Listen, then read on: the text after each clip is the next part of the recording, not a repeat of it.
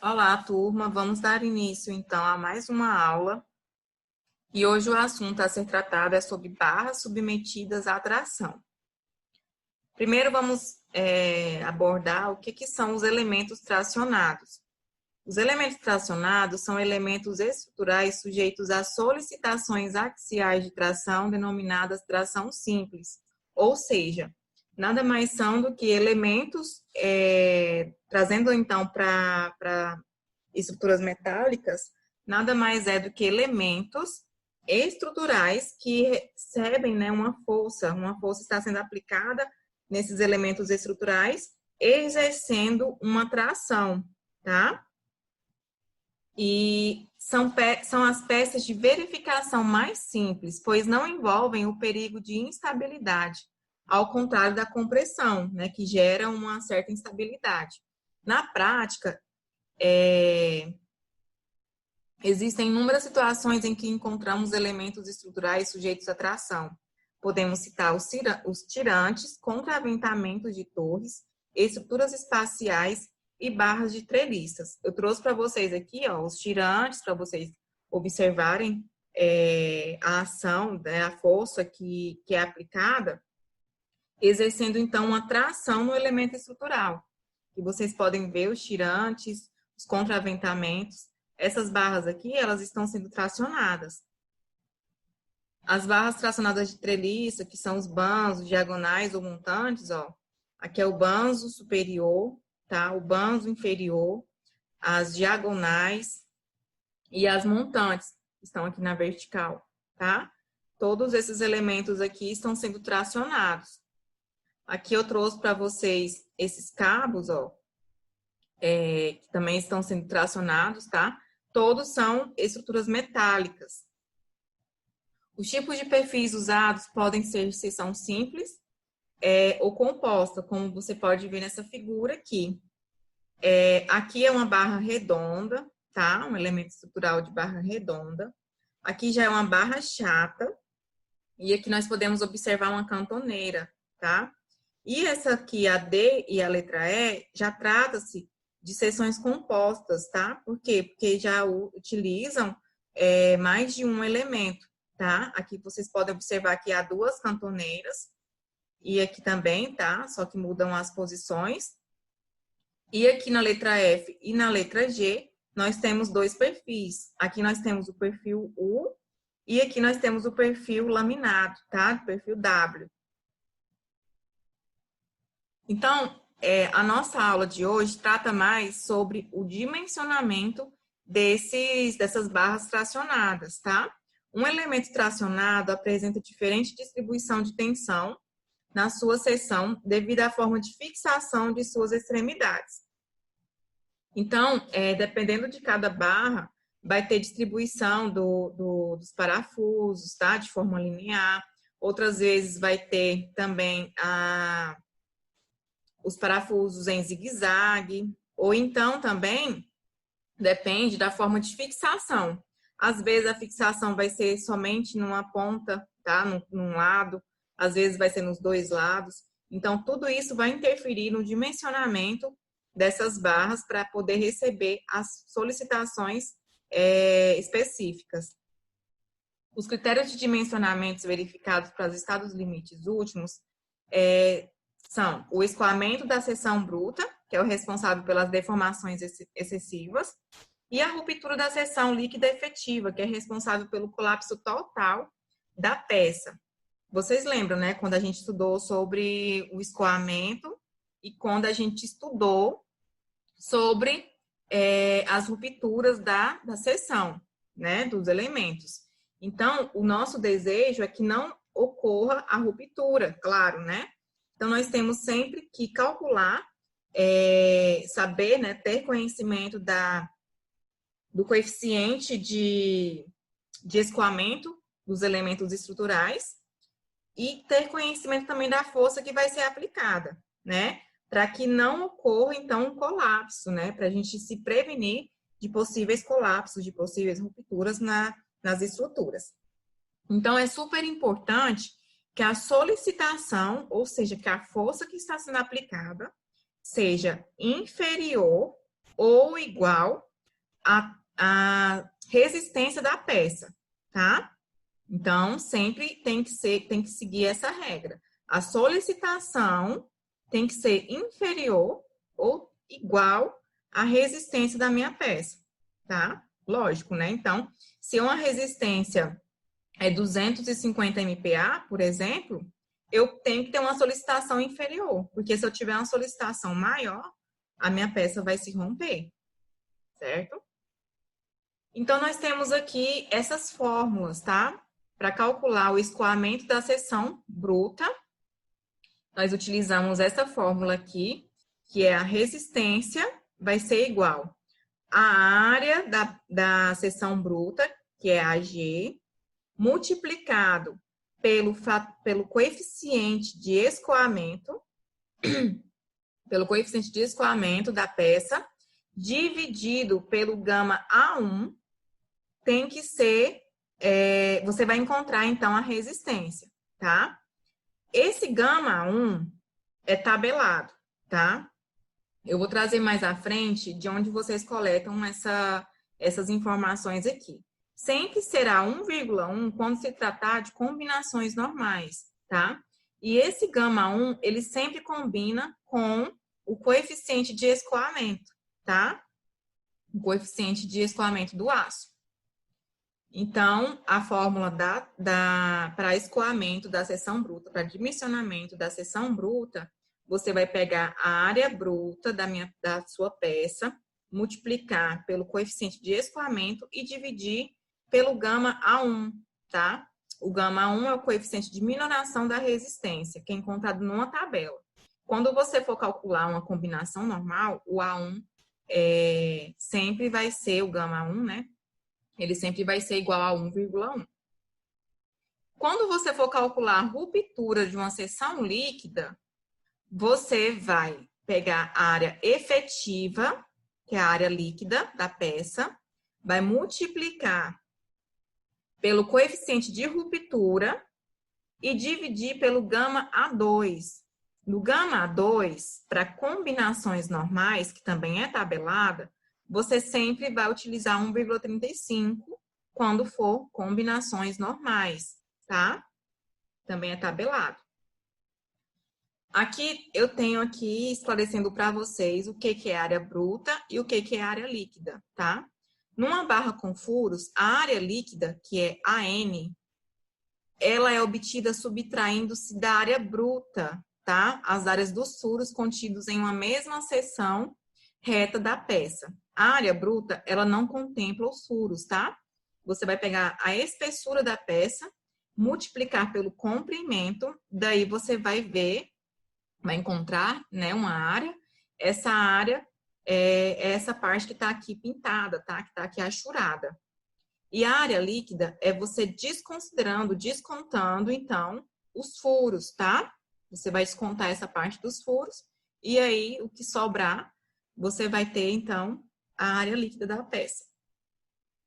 Aqui eu trouxe para vocês a tabelinha que eu falei. Quando você for, são os gamas, tá? O gama A1 vai ser para calcular a área bruta, vai combinar aqui com o coeficiente de escoamento. E o gama 2, ele vai combinar com o coeficiente de ruptura, certo? Quando se tratar de combinações normais, você vai atribuir 1,1 para o gama 1 e 1,35 para o gama A2. Quando se tratar de combinações especiais ou de construção, você vai utilizar 1,1 para gama A1, quando for calcular a área bruta da seção. E quando for calcular a área líquida da seção, você vai utilizar o gama A2, 1,35, quando se tratar de combinações especiais ou de construção. E em combinações excepcionais, você vai atribuir o gama 1 o valor de 1, quando for calcular a área bruta, e quando for calcular a área líquida, você vai utilizar o gama 2 com o valor de 1,15, tá? Lembrando que, quando você for calcular a área líquida e você for calcular o diâmetro dos furos, você sempre vai atribuir ao diâmetro, para cada diâmetro, o valor de 3,5 milímetros. Você vai somar para cada diâmetro 3,5 milímetros, tá? Isso você vai acrescentar ao tamanho de cada furo. Por quê? Porque os furos enfraquecem a seção da peça, certo? Se você vai ter um furo, você vai diminuir a seção, você vai diminuir aquela área, você vai deixar ela enfraquecida. E o diâmetro efetivo a ser considerado no cálculo é igual ao diâmetro nominal do conector, acrescido de 3,5 milímetros. Este acréscimo de diâmetro é devido às imperfeições causadas na chapa durante a abertura do furo, especialmente se forem abertos por punção, tá? Então, é um estudo que já foi feito, uma pesquisa, né, que foi feito, um cálculo, e que foi necessário atribuir, então, esses 3,5 devido a esse enfraquecimento da peça, né, devido ao furo. Então, sempre se acrescenta 3,5 para cada diâmetro do furo, tá? Olha só a fórmula, ó.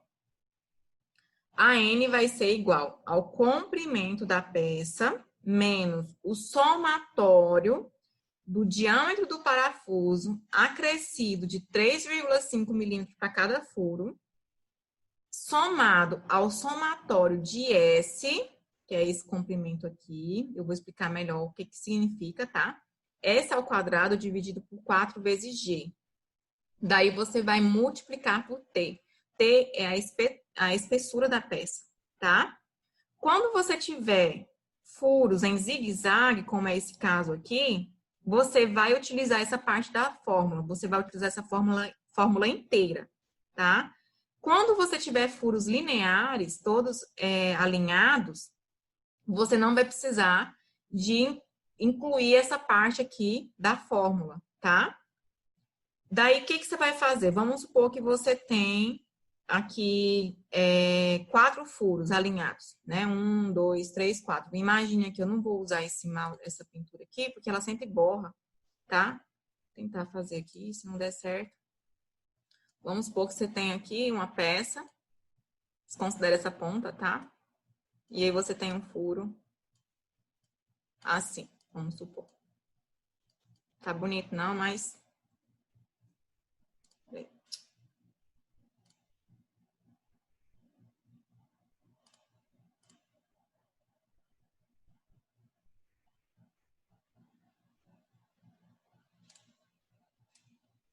Vamos supor aqui que você tem uma peça.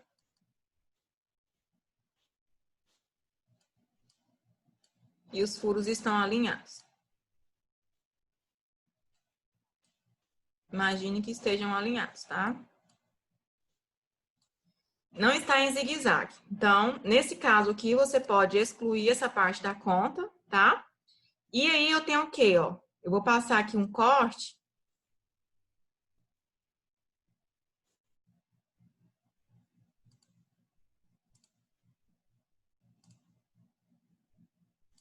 Vou passar aqui um corte.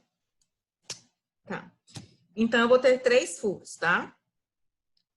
Se eu tenho 3 furos, vamos supor que o diâmetro desse furo seja de 2, né? O diâmetro seja 2. Então, eu vou, para cada diâmetro 2, que tem 2 milímetros, eu vou somar 3,5. Então, o diâmetro de cada parafuso aqui, de cada furo, vai ser igual a 5,5 milímetros, tá? Daí, cada um vai medir 5,5. Por quê? Porque ele é 2, mas eu estou somando 3,5, que vai dar 5,5. Então, eu vou pegar 5,5 vezes 3. Por quê? Porque eu tenho 1, 2, 3 furos, tá? Então, esse somatório aqui vai ser 3 furos vezes 5,5 milímetros, que é o diâmetro do furo, tá?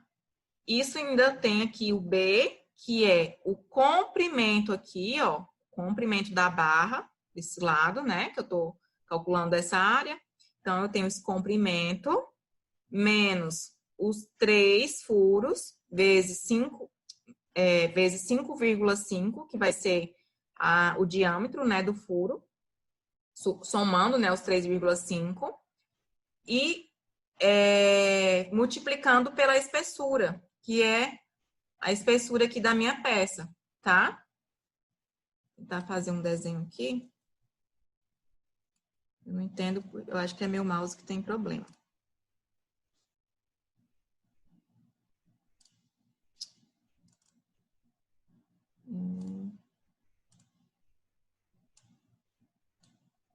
Tá.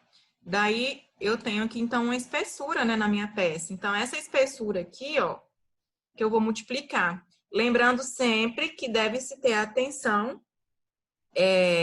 às unidades de medida, né? Têm que estar coerentes.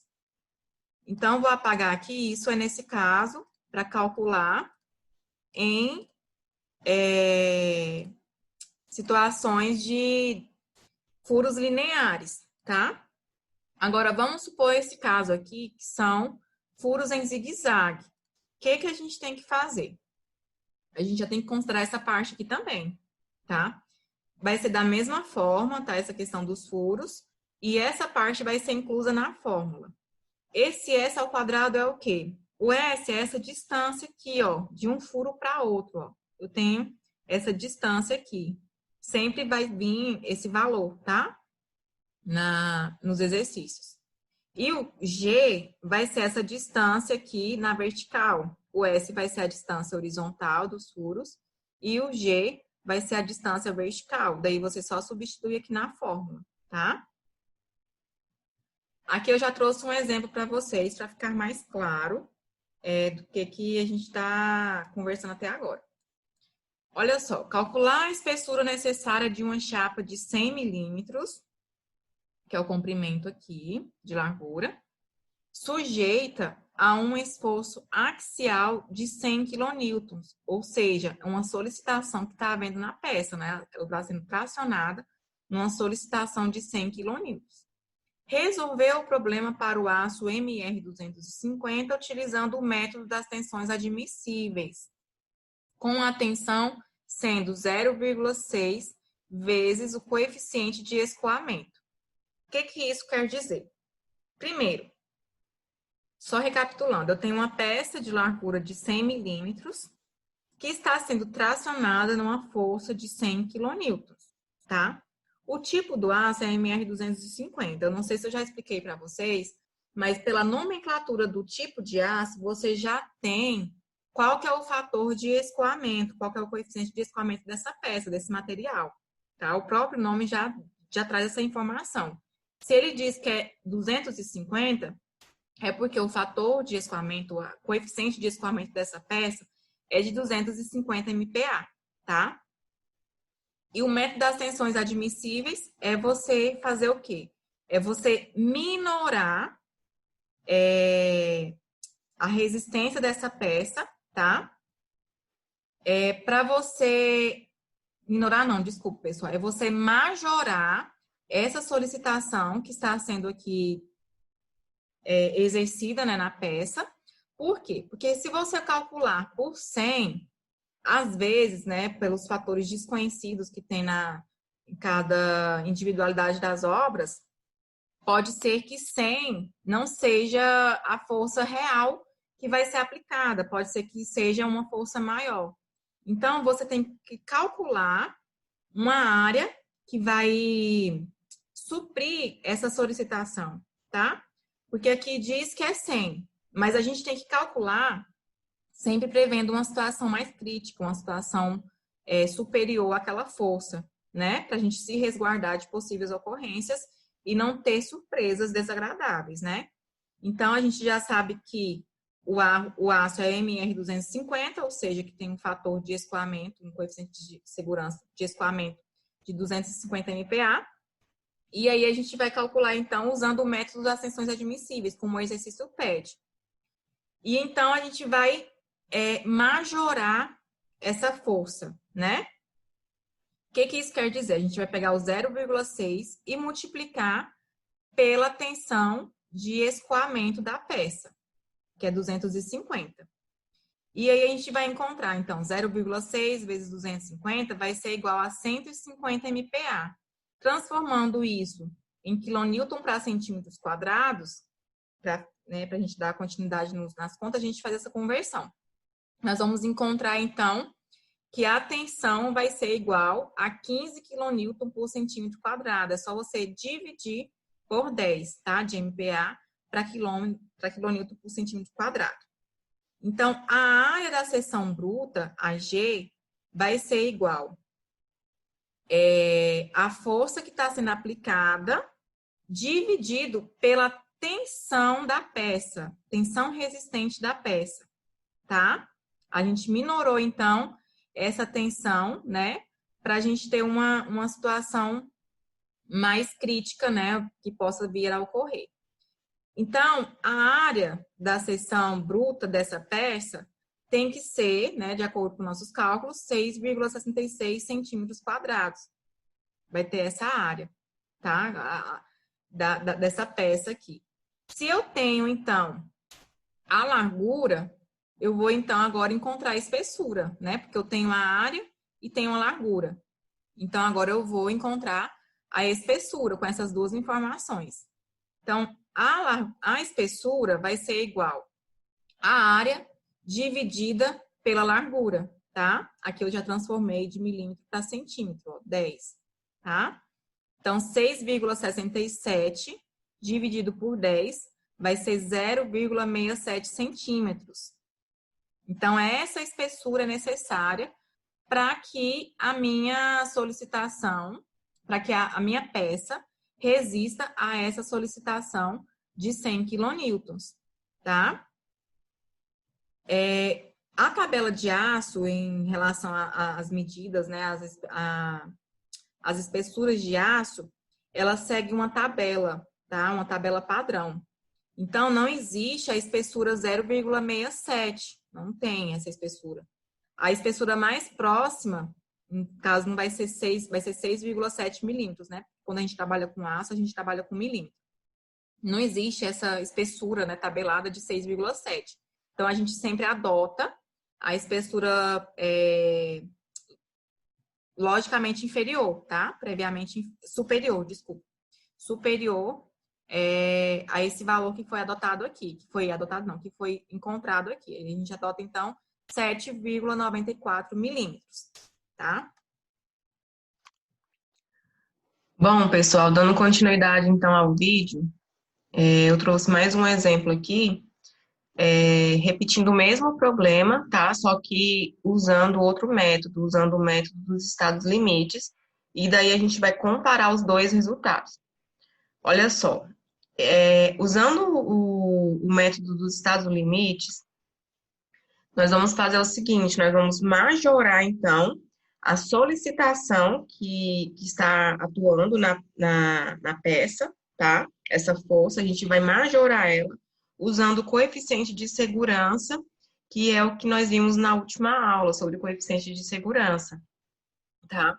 E quando se trata de uma carga variável de utilização, se vocês forem analisar aquela tabela da aula de coeficiente de segurança, vocês vão perceber que na tabela, quando se trata de carga variável de utilização, nós temos que multiplicar por 1,5. O coeficiente de segurança para uma carga variável de utilização é de 1,5, tá? Então, nós vamos pegar a força de 100 quilonewtons que está sendo aplicada e vamos majorar ela com o coeficiente de segurança, tá? Para nós simularmos uma situação mais crítica, né? Caso venha a ocorrer, para estarmos resguardados. Então, 100 vezes 1,5, essa força, então, majorada vai ser de 150 quilonewtons, tá? Daí, nós vamos, então, calcular a área bruta da seção, né? Nós já temos aqui a força majorada, né? A força aplicada majorada.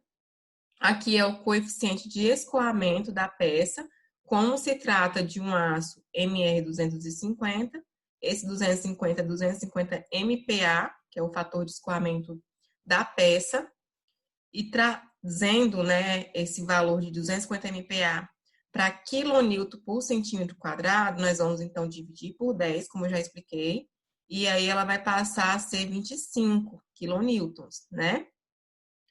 E aí, então, a gente divide pelo fator de segurança que eu já expliquei para vocês. quando se tratar de escoamento, né, em situações normais, como eu falei. O gama A1, por se tratar da área bruta da seção, tá? A gente vai usar o gama A1. Para situações normais, combinações normais, se utiliza 1,1. Por isso que veio esse 1,1 para cá. Aqui. Tá? Então, você vai dividir o coeficiente de escoamento por 1,1. Daí, você vai encontrar 6,6 centímetros quadrados, a área bruta de 6,6 centímetros quadrados, tá? Daí, com a área, e nós temos a largura, né, a largura de 100 milímetros, nós vamos, então, encontrar a espessura necessária dessa peça, né, para resistir aos esforços. Então, eu pego a área, divido pela largura, do mesmo jeito que a gente fez aqui no exercício, no modelo anterior. E aí, nós vamos encontrar, então, 0,66 centímetros. Como já falei, tabelado, a gente sempre usa milímetros, né, quando se trata de aços. E aí, a gente não tem um valor na tabela de 6,6 milímetros. Então, a gente vem e utiliza o valor previamente superior na tabela, né? Superior a 6,6 milímetros, que vai ser 7,94 milímetros. Não tem aço fabricado com 6,6 milímetros. Então, tabelado, né? Utilizado de tamanhos padrões, é de 7,94. Daí a gente usa. Então, foi verificado que no caso de tração centrada, devido a uma carga variável, o método dos estados limites e o de tensões admissíveis fornecem o mesmo dimensionamento, tá? Então, nas duas situações, usando as tensões admissíveis e usando o método dos estados limites, nós podemos perceber que deram os mesmos resultados, tá? Aqui é um terceiro exemplo. A gente já vai calcular aqui a área efetiva da peça. A área considerando os furos, tá? Nós temos duas chapas, 22 por 300 milímetros. Elas são emendadas por meio de talas com 2 por 8 parafusos, ou seja, 2, tá? 2 por 8, que nós temos 8 parafusos no total em cada lado, tá? Com o diâmetro do parafuso de 22 milímetros. Então, devemos verificar se as dimensões das chapas são satisfatórias, admitindo que trata-se de um aço MR 250. Ou seja, o coeficiente de escoamento dessa peça, desse aço, é de 250 MPa, tá? É o mesmo aço que a gente usou no exercício anterior.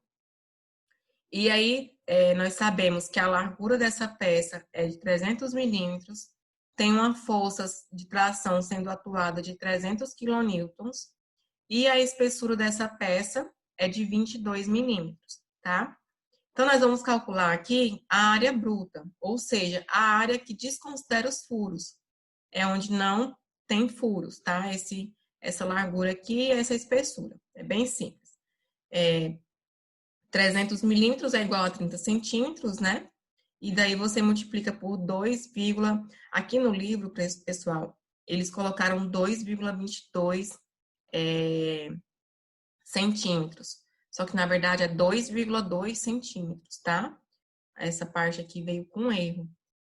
Por isso que ocorre aquelas edições, né? O mesmo livro com várias edições. Por quê? Porque eles vão observando os erros com o decorrer do tempo e aí eles fazem uma nova edição corrigida, tá? Com esses errinhos. Mas vamos seguir aqui. 30 centímetros, né? A largura, que é 300 milímetros, vezes 2,2, que é a espessura, 2,2 centímetros, tá? 22 milímetros. E aí, vai dar uma área da seção bruta, que é essa área aqui. Imagine um corte aqui, ó, passando aqui, onde não há furos. E aí, é essa área que a gente está descobrindo, tá? De 66,6 centímetros quadrados. O certo aqui, como eu falei, é 2,2, mas vamos considerar que esteja os valores certos, tá? Então, deu 66,6 centímetros quadrados. Daí, vamos calcular, então, a área líquida, que é a área efetiva. Então, para calcular essa área, Nós já vamos considerar, então, que o corte esteja passando aqui, ó, no meio dos furos, tá? Por dentre os furos. E, então, a gente vai usar essa fórmula aqui, ó. Coloquei aqui de vermelho para facilitar para vocês, tá? Para vocês compreenderem melhor. Esse diâmetro do furo é de 22 milímetros, como já foi dito aqui. Mas vocês lembram que eu falei que a gente tem que acrescentar 3,5 para cada furo? 3,5 milímetros. Então, se o furo tem 22, um furo tem 22, você vai somar esse furo com 3,5 milímetros. E aí, nesse caso aqui, vai dar 25,5 milímetros para cada furo. Quando você faz o corte aqui por dentro dos furos, você vai passar por quantos furos? 1, 2, 3, 4. Então, você vai pegar 25,5 e multiplicar por 4, tá? Quer dizer somatório aqui, ó. Por isso tá somatório, tá? É o somatório dos furos, multiplicando pelo tamanho do furo, né? E considerando que esse furo seja acrescentado mais 3,5 milímetros. E aqui o Bzinho, como eu falei, é a largura. Então, qual que é a largura da peça? 30 centímetros, como já falei. Então, vai ser 30 menos 4 furos, que são, né, que faz parte daquela seção ali do corte, multiplicado por 2,5. Por que 2,5?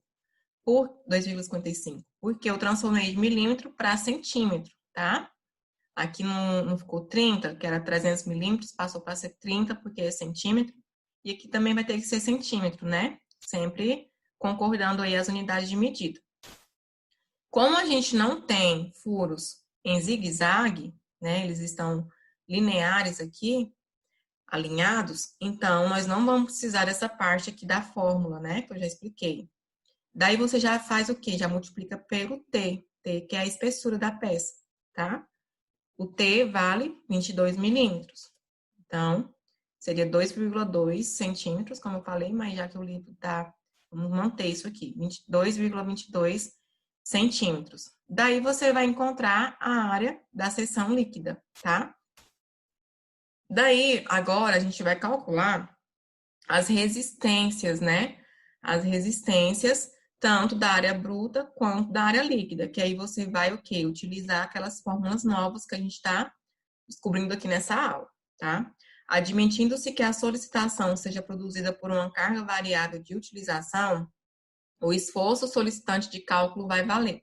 Então, a gente vai fazer o quê? Vai majorar mais uma vez essa força que está sendo aplicada, de 300 quilonewtons. A gente vai usar o coeficiente de segurança para uma carga variável de utilização, que ele vale 1,5. Então, majorando essa força, a gente coloca a peça numa situação mais crítica, numa situação mais intensa, numa força superior, né? Porque se ela resistir a uma força superior a 300, ela vai resistir, então, a 300, né? Que é a força que está sendo aplicada. Então, majorando ela aqui, multiplicando por 1,5, deu 450 quilonewtons, tá? Então, é esse valor que a gente vai considerar, então, para os nossos cálculos, tá? Então, substituindo aqui, ó, nessa fórmula, nós vamos ter que a área da seção bruta, que a gente já obteve, deu 66,6 centímetros quadrados. Daí, substituiu aqui, ó, vezes o fator de segurança, que é o quê? Que é 25, por quê? Porque se trata de um MR 250, que é 250 MPa, o fator de escoamento, né, o coeficiente de escoamento desse aço, que transformando para quilonewton, ele passa a ser 25, tá? Que você divide por 10, 250 divide por 10, e aí você divide pelo gama A1, né? Porque na área bruta a gente usa o gama A1. E daí, então, a gente vai obter que essa peça, ela está resistindo a 1.513 quilonewtons. A área bruta dela, onde não tem furos, né? Está resistindo a uma força de 1.513 quilonewtons, tá? Essa área, ele tem essa resistência, esse fator, esse coeficiente de escoamento, né, de 25 quilonewtons, e dividindo pelo coeficiente de segurança, né, que é minorar nesse caso aqui. Então, essa peça ela está resistindo a 1.513 kN, tá? Na área bruta. Na área líquida, você só vai aqui agora pegar a área efetiva que você obteve aqui, vai substituir na fórmula. A tensão de ruptura desse tipo de aço, do MR250, se você for pegar na tabela dos dados do aço, você vai saber, você vai perceber que a tensão de ruptura desse aço, né, o coeficiente de ruptura desse aço, FU, é de 40. O de escoamento do MR250 é 25 e o de ruptura do MR250 é 40, tá? 40 quilonewtons. E aí você utiliza, então, o 40, substitui aqui para a tensão de ruptura desse aço, e você divide pelo gama A2, tá? Porque a gente está calculando a área líquida. Para a área líquida, a gente usa o gama A2. E aí, pegando na fórmula aqui, o gama A2, né, para situações de combinações normais, ele vale 1,35, valor tabelado, tá? E daí, então, você vai encontrar 1.304 quilonewtons. Ou seja, nessa peça em estudo, a resistência dessa parte aqui, ó, dessa área efetiva, que é onde tem os furos, vai ser resistente a 1.304 quilonewtons, tá? Então, ela tem essa resistência na área líquida e 1.513 de resistência, 1.513 quilonewtons de resistência na área bruta. E nós precisamos de 450 quilonewtons, né? Nós precisamos resistir a esse tanto aqui. Então, se a minha peça resiste a mais do que eu preciso, então essa peça está aprovada, as dimensões são suficientes, tá? Eu majorei aqui, ó, a minha solicitação, né? A minha solicitação de tração, a minha ação que está tendo ali na minha peça, majorei ela numa situação mais crítica, usando o fator de segurança. Então, além de 300, eu fiz o que? Uma majoração utilizando um fator de segurança. Então, eu simulei numa situação mais crítica, de 450 quilonewtons, né? Caso ela venha receber 450 quilonewtons. Essa minha peça, ela vai ser resistente, tendo essas dimensões aqui, e sendo esse tipo de aço? Vai. Por quê? Porque eu fui avaliar essa peça e eu percebi que ela resiste na área bruta 1.503 quilonewtons e na área líquida ela resiste 1.304, tá? Então, para uma situação crítica de 300 quilonewtons ou 450 quilonewtons, utilizando o fator de segurança, a minha peça vai estar resistente, ela vai resistir a esses esforços, tá? E eu trouxe aqui para vocês um exercício, eu vou postar lá na plataforma, tá? Para vocês desenvolverem essa atividade baseado no que a gente já viu até agora. Aqui eu trouxe de propósito uma parte em zigue-zague, tá? Para vocês tentarem. E depois eu vou resolver essa atividade com vocês, tá? Tem outro aqui também em zigue-zague. E eu vou resolver, então, com vocês esse exercício, tá? Então, a aula fica por aqui. Obrigada.